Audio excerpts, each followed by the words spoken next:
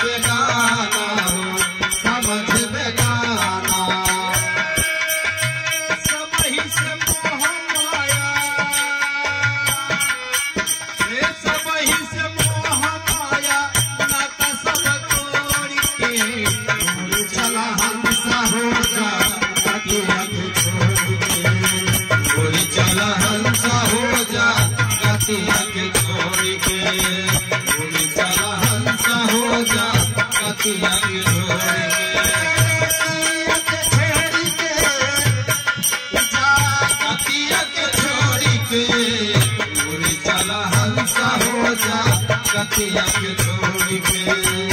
उड़ी चला हंसा हो जा गतिया के छोड़ के, कपड़ा लसा बही राम के पुकारे हो, राम के पुकारे,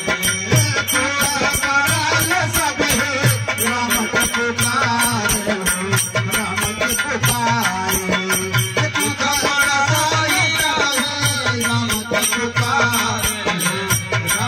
पुकारे, सुखवा में केहू नहीं राम के सहारे हो, राम के सहारे, सुखवा में केहू नहीं राम के सहारे हो, राम के सहारे, सुखवा में केहू नहीं राम के सहारे हो, राम के सहारे।